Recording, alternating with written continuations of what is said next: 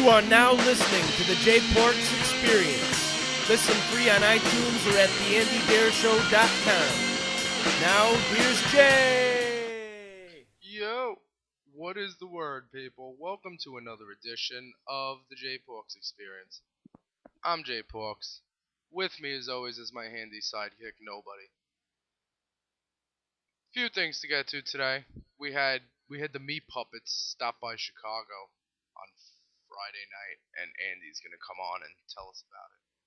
Or I'm gonna call him and tell him about. He's gonna tell me about it. I'm gonna call into my own podcast because I don't know how to do this program yet because I'm that stupid.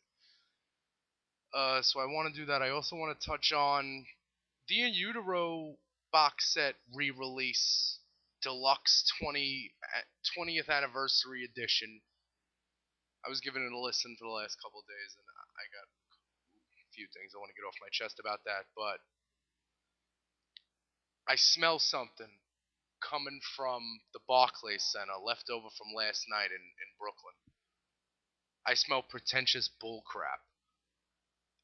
Atoms for Peace came to and played the Barclays Center. Atoms for Peace, that's the Tom York side project with Flea. And listen, I mean, a couple of months ago I tried to listen to that to a couple of their songs, and I was just wondering when the good parts started. Like, I get told a lot that I'm an idiot, an imbecile, a talentless hack, and all that may be true, but I got news for you. This Atoms for Peace music is nothing but pretentious bullshit. It's a bunch of random sounds. It's not groundbreaking. It's not innovative. It's freaking boring. It puts me to sleep. Much like Tom York's music's been doing for me for the latter couple of years. If this is rock and roll, then I'm a fan of the wrong music. Seriously, did Flea join Radiohead? That shit is so fucking boring. And the thing about it is that you go to websites every day, and you respect these websites. They're highly touted, and they're like more music snobs than you. And you open up the article, you're like, oh shit, Radiohead, new side project for Tom York, I'm gonna check this out. And you listen to it, and you hear it's crap. And then you still have these websites, every time Tom York does something, they are on their knees waiting for Tom York to cream pie all over their fucking face. And it makes me sick. When bands I like put out bad music, I'm not allowed to hear the end of it. I'm not allowed to like Foxy Shazam, but you people will listen to Atoms for Peace. That shit is the most pretentious of the pretentious bullshit. And I'm so not surprised they played in Jay-Z's building. Because he's the only thing more pretentious than Tom York. Isn't Tom York like afraid of the sun? Do me a favor, Tom. Next time you and Radiohead go on tour, play Creep. Some people want, I know, God forbid, we should bother the 4 minutes of your set to play us the one song that we know, one of the only hard rock and Radiohead songs. You're not going to play that. You're going to play us Lotus Flower. Radiohead right now is at a point where they have more bad albums than good albums. And I'm a kid who grew up loving Radiohead. That was me. In 96, I was 10 when Pablo Honey came out. Was it 96 or 95? I liked that crap. But, like, the song Creep that they refuse to play because they're pretentious dickheads, that song exemplifies everything about Radiohead. It's got the quiet part, and then the chorus is rockin', and then it's that quiet part again. I know it's never wise to quote Beavis and Butthead, but when they watched the Creep video, and Beavis asked, why can't the whole song be like this? This whole rockin' part, or it might have been Butthead, I don't know. They're right. Why can't the whole song be rockin' like that? But it doesn't matter because they won't play it for you anyway. They're too good for that. They're going to play you Lotus Flower. Or that In Rainbows crap. They offered it to us for free. Want to know why? Because it was worth that. $0 fucking dollars and 0 cents. I don't remember the last new Radiohead song that came out that was decent. I probably didn't have my own money at that time. and I wasn't able to buy records, albums, whatever. So Tom York, I'll go see Atoms for Peace if you play Creep. No, I'm not interested. And just because I like you, which I don't, but if I did like you, I still wouldn't pretend to like this crap music. And Flea's getting a pass. Because all these boring fucking songs, I don't even hear the Flea, like, his little funky bass line that he always gets. But he gets a pass because he's 50 years old and he still doesn't wear a shirt, which is cool. Flea gets a pass because he's pretty fucking cool, but, I mean, Adams for Peace, I mean, come on, if you guys want to have a little underground thing that, it's your side project to get your aggression, not your aggressions, but, your little side passion project, I would understand, that would be acceptable, but it's like Radiohead, it's the same fucking thing. It's the same exact thing. It's boring, it puts me to sleep, it's unexciting, it's mediocre music for mediocre people. Fact. Speaking of music that's not mediocre, has anyone heard this In Utero re-release? Nirvana re-releases In Utero, the 20th anniversary Super Deluxe edition. This thing's got like 70 tracks, plus the Live and Loud DVD, the MTV concert that was televised, the one where Kurt Cobain takes the guitar and he saws off the head of the angel with the guts hanging out. It's actually one of the few Man I Sold the World, the Man That Sold the World electric live versions. Like, everyone's used to the unplugged one, but they did do it live a few times. That's one of the times. It's actually, and Kurt's using the Jag Stang, the bubblegum blue, the half Jaguar, half Mustang guitar that Fender designed for. Anyway, so a couple weeks ago when I heard about this In Utero re-release, I was like, oh my god. I'm so sick of things getting re-released and repackaged and, oh, you're going to put a demo. What demo are you going to put in there that I haven't heard that one of my friends illegally downloaded? Like, what are you going to unearth for me? They unearthed some crazy shit. I didn't think the remasters could be, like, good. I thought it would just be the same thing, a little altered sound, but no, there's actually a lot of those tracks, you listen to the remaster, and then listen to disc 2, with the demos and the instrumentals, and you could really hear where those songs came from. Especially, actually, on disc 2, track 21, the All Apologies demo. You can actually hear them workshopping. It's not a mandolin, but it sounds like a high-strung acoustic guitar doing a little REM Losing My Religion-ish on that song. I mean, listen to it. You can listen to a lot of it on Spotify. If you asked me 4 weeks ago about Spotify, I would say, fuck Spotify, it sucks. I'm a Pandora guy. But I'm in favor of all free internet streaming radio, whether it's Pandora, whether it's Spotify, because Spotify is letting me listen to the In Utero 20th Anniversary Deluxe, Super Deluxe. And I don't have to pay a dime. I'm down. It's even got the Scott Litt remix tracks that Steve Albini specifically didn't want to get done.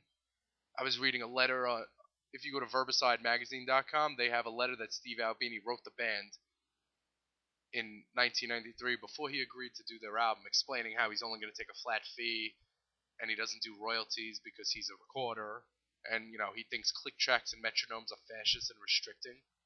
Fascist metronomes. Who would have thought? So he was in the letter he details how, listen, I don't want you to call me in and then have the thing remastered by somebody else. I want the thing we record to be the thing that hits the shelves. Not what happened. But still, I mean, In Utero, my humble opinion, I think that's Nirvana's best album. I mean, radio friendly unit shifter. Come on. And there's a lot of songs on there where I was watching documentary. If you go on YouTube and you type in Utero, an album under review, I believe this came out in 2006. There's one of these English pundits. You know, they have the documentaries and they have the pundits talking, like the musical, and like Charles Cross, David Frick, and all these guys who pretend they know everything in the world. Well, this one person, this English guy, I can't think of his name, said something about radio-friendly unit shifter. He said when you see the title to that track, you basically imagine someone kicking a toolbox down the stairs. He said, and that's basically what it is. Yeah,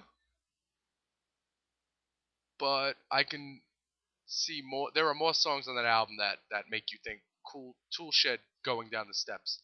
Milk It, Tourette's. I don't think Radio Friendly Unit Shifter is the least radio friendly song on that album. I think it's got a good hook. What is wrong?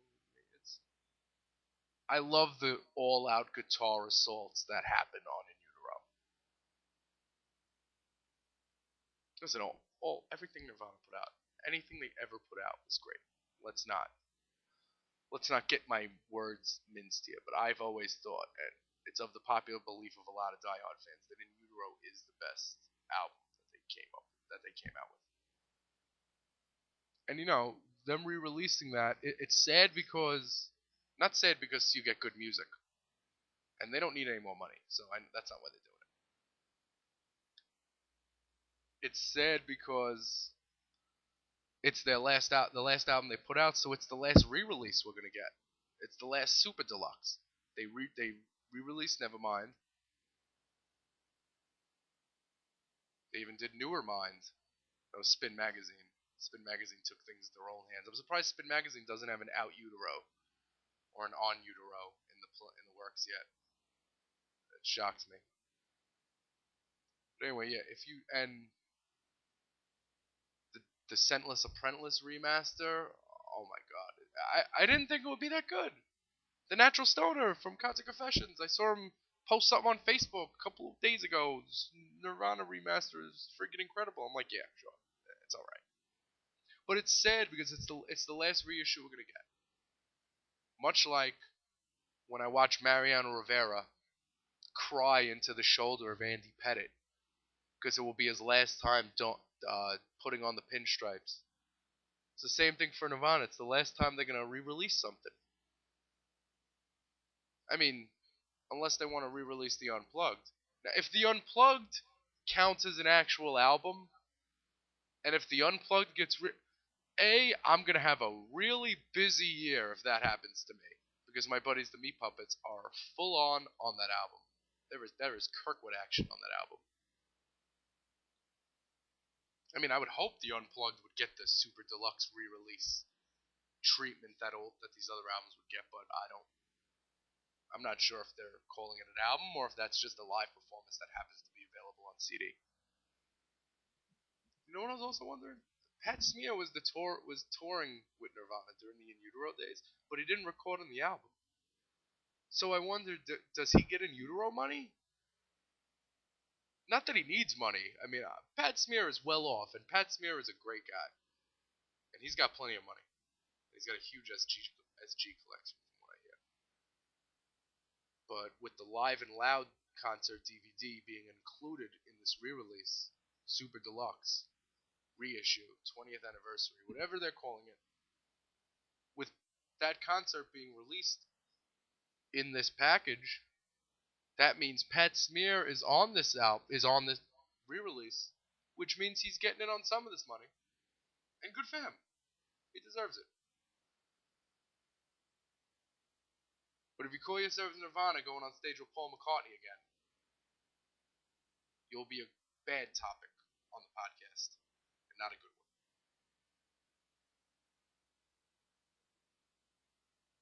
So the Empty Bottle in Chicago hosted the Meat Puppets on Friday. And in a little while, gonna call Andy, and he's gonna tap me in, and I'm gonna, cause I texted him and he wouldn't. I said, what was the set list like? And he wouldn't tell me anything. He said, I'll tell you on the show. Kid's tough. So I'm gonna have to call him up, and we're gonna sync the interview in here, and I'm gonna be calling into my own podcast. So this is me talking to Andy about meat puppets at the Empty Bottle on Friday. Hey, Jay, what's going on? What is the word? Not a whole lot. Yeah, long-time listener, first-time caller. I didn't think I'd ever hear that one. Nice. Yeah, just calling, checking in. Just got to see the Meat Puppets on Friday. Yeah. Had my I'm mind totally blown. jelly of you right now Nice. for seeing the Meat Puppets before I did. Yeah, it's my second time. First time at the Empty Bottle. Pretty small venue, probably 150, 200 people. Pretty punk venue. Had a blast though. So. Would they bust out any rarities? Well, I'd never heard What was the Kathy's set list Clown. like? They closed with Kathy's Clown, and I'd never heard that done by them. Oh, Everly Brothers. That's Elmo. Elmo likes to play. He starts playing that song when they all join in. I remember I saw them do that in New Hope, Pennsylvania in April, and Shannon didn't even know what song it was. He was Nice. just coming along. I asked him after the show. He's like, "Oh, I don't know. You got to ask Elmo about that." Then I looked it up. It was Kathy's Clown. Yeah, that's awesome. Yeah, I had heard that at my restaurant, but I didn't know it was the Everly Brothers. I just knew it as an oldie. But yeah, they rocked it out, and obviously Sloop John B by the Beach Boys. They played that one when I saw them in 2011. But yeah, great set. Coming Down, I hadn't heard that one live from them. You know, the last track on Too High to Die. So the one before the hidden new updated Lake of Fire. Yeah. on Too High to Die. Yeah, I love when I go see that band. It's like so many different songs have so many different feels. It's like, you know, you get the coming down, you get the little country aspect of it, and then you could, you know, they rock it out with Backwater, Lake of Fire, and Melt Your Face. It's just like both sides of the coin, seriously. Of course, definitely. And opening bands were decent, fair to Midland. The second band you would have enjoyed, not because they sounded exactly like Atoms for Peace. Really? Oh my God! I read some tweet that somebody said, "Enemy Planes, you're the worst band I've ever seen in the history of life." And I'm like, oh man, I gotta pretend to like these guys. I mean, I've never heard their stuff, so I'm not passing judgment on them. But I will on October 12th if they're opening. Yeah, I don't think they're traveling. They said they were from the Twin Cities, so I don't think they would come out by you. Maybe they did, or maybe they will. But yeah, like electronic, some stuff. They had a really funny guy on a lap pedal steel guitar, which would not fit the music at all. But the guy was singing. It was a bearded big man singing emotionally to no microphone. He was just like almost like a religious outburst sitting next to the band. But yeah, they didn't really keep my friends too entertained. But then the Meat Puppets more than made up for it. So yeah, and my friends, they were both first timers. So. Oh, I love taking the first time. Is the look on their face after it's over? Oh man, I can't believe they did that. Yeah, and like my buddies, they all go out to smoke because yeah, I'm the only one that doesn't smoke cigarettes here.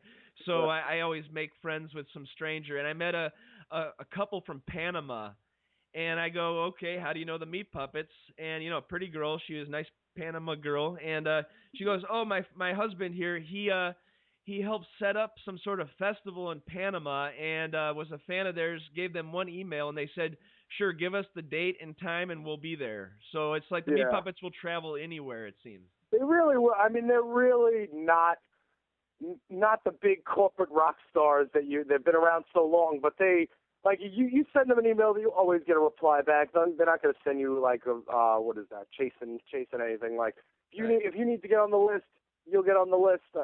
You know, unless it's like New York City. New York City, sometimes it's hard to get everybody on the press list and on the guest list. But yeah, it's pretty sweet. And I talked to my buddy at the studio here, and he's like in his late 40s. He said, "Oh, I saw him in a small little place in 1985," and I said, "Yeah, they're still playing small little places, but the thing is, I look at their schedule." And they're playing 25 dates a month and going all over the world. I think they're doing just fine, you know. I think they're playing like 40 out of 60 days, so it's 40 out of 55 days or something like that. Because I added all those tour dates to the website, and I know that was a long process for me. Nice. And I saw on Elmo's Facebook the day after they went to go see John Wayne Gacy's house, which was pretty cool, and he took a nice photo of that. Kind of had a weird eerie I didn't lighting. get sent any photos. They usually send me photos. I'm surprised. Really? I'll probably open up my email and it'll be full. Nice. Yeah, but I had a blast. It was good times. Yeah, I've been really enjoying them. I saw that 120 minutes interview from like 95 that the Meat Puppets did. Yeah. It was pretty cool because Elmo got a shout out saying, yeah, our daughter and her son did the cover of No Joke. I guess the daughter did the front cover and he did the back cover. Elmo must have been maybe like 5 years old in 95. I mean, how old is Elmo? I think he's 29. I'm 26. I think he's either 29 or 28. He's not that much older than me, and Gotcha. But he's not like 40, 50. He's not like them, you know. I mean, nice. Yeah, but I had a blast. So what you got coming up? I've been having a blast listening to your show, Jay Pork's Experience, every Monday. I'm just glad you gave me the opportunity to have it, because I am so much happier these days that I get to vent once a week on a podcast. Like, I get to really let it all out, and then I go about my day, I go about my week, and it's okay. Anything that gets me mad will just be a topic. Yeah, you get to blow off some steam, and don't hurt anybody. It's a good time for everybody, right? Yeah. So yeah, every Monday. People love the New York accent. Like, I don't. I get the Chicago accent thing, so we all have some sort of accent exactly. we're using, and yeah, you can find it on iTunes. Search the Andy Dare Show, and it'll come right up. And yeah, looking to keep it going if you're down, you know. You know it. I am so down. Every week I'm going to be plugging in and podcasting it away as part of the Andy Dare Show network, taking over the world one podcast at a time. Sweet. Yeah, I just got a couple more little mentions here. We were drinking at the bar. We had the Bell's. You ever drink Bell's beer? No, I haven't. I haven't. I'm not much of a beer connoisseur. I'm usually a Jack Daniels and Diet Coke kind of guy. I'm the same way in that all my friends are into the craft breweries, but at $5 a pop, I can't really rock that too often. But hey, if I fronted the tickets, so they're which another thing, a gripe I'd like to bring up. I bought the tickets through TicketWeb, which was through the Empty Bottle, and booyah, I got charged double. I got charged for 6 tickets instead of 3, and I bring it up to the venue, the Empty Bottle. They were all nice about it, and they go, our hands are tied. That's TicketWeb's problem. And I call up TicketWeb. We'll be in on Monday morning. Have a great weekend. Oh, my God. So I go, I need the money today. It's the weekend. Yeah, my friends are like, you better call him. You better call him. Yeah, so that's my one little gripe. But, yeah, Bell's Two-Hearted, a really strong, good beer. I actually toured their brewery. It's Michigan, Kalamazoo, so it was like a road trip for us last summer. It's a good times. And one more. At the Empty Bottle, Lee Ronaldo is coming from Sonic Youth with his solo group now. I love Lee Ronaldo's solo stuff. He put out couple of months ago, he put out a single, Angles, and it had a really cool music video. Nice. I didn't even know, because he had a solo album like about a year and a half ago, and I dug that, so I'll probably enjoy the new stuff. So. Yeah, Lee Ronaldo's cool. He was at Dinosaur Jr. last year when they were at Terminal 5 here in New York when they were doing the 25th anniversary of You're Living All Over Me, and they did furry little furry things, or furry little things. I guess that was right there. Yeah, it's one of those. Little Fury things, or with that. Little Fury things. That's what it is. Nice. I've only seen that written. So Lee's doing that, and Kim Gordon has a new group, Body Head. She's a little too out there for me. Yeah, she's a little like, I'm trying to prove that I'm not Thurston Moore's ex-wife. You know, she's like getting out there on her own. Whereas Thurston Moore's group, Chelsea Light Moving, is actually really freaking awesome. But they sound a lot like Sonic Youth. Yeah, that's a good album. And this Body Head, I think it's just her and another guy just droning on guitars. Probably her new boyfriend, I'm guessing. Yeah. I'm not sure if they're dating, because in Elle magazine a couple of weeks ago when she mentioned how like she was having trouble getting guys. Not having trouble, but she was dating a younger guy, and she didn't seem to mind. And I don't know if that's the guy from Body Head. I know the guy's name. It's slipping my mind. Thurston Moore is going on 60, but looking like 18, as usual. So. Oh, of course. So yeah, that's about it. Just wanted to call in. Just thank you for doing the show, and yeah, check it out on Mondays. Check out my show. I got Matt Fondelier. He's from the Adam Carolla Show. He also produces, and we talk about our earliest musical and movie moments. So that's one to look out for. I just posted that. And yeah, your fourth episode will be on Monday. Check it out. So totally free. Mine'll be up Monday when I'm in jury duty. Oh, jury duty, huh? Nice. Oh my God, they got me. They finally got me, those bastards. That sucks. Yeah, but my only day off, I'm going to court, and I didn't even get arrested. Nice. Very good. All right. Well, that about does it. Just keep up the good work, and thanks for doing it, man. Appreciate it. All right, no problem, man. Anytime. All right. We'll see you later. All right. Peace. So jelly that Andy gets to send me before me. I have to wait till October 12th in Williamsburg. It was good. First guest. Cool. Soon I will learn how to do this. I will learn how to get people in the program, and people can call me up, and I won't have to call into my own podcast. But yeah, so basically that's today's episode, boys and girls. If you weren't listening, it consisted of, if you just pressed play and walked away, the episode consisted of me hating Atoms for Peace, me loving Nirvana's In Utero Super Deluxe Edition reissue 20th anniversary, and the Meat Puppets are coming to a town near you, and you should check them out. Go to themeatpuppets.com/tour and check out all their tour dates. They should all be on there. You get me on Twitter at JPorts. And oh man, I mean, after any show I go to, you know where to go. You go to concertconfessions.com. It's live music news and reviews for fans by fans. Read more about the bands you care about from the fans you know and love. We don't get paid salaries to go out and write about bands. We do it because we love it. And you go to anniequiet.com to get your daily music news fix. They've got really cool stuff over there. They're run by very smart people.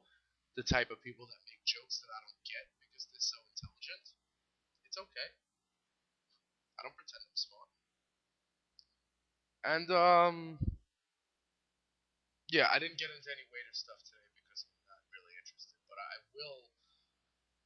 I will go back to something I said a couple of weeks ago. I'm getting a lot of reaction. Everybody drinks hot tea, and I made it seem like I dislike people who order hot tea. That's not entirely true.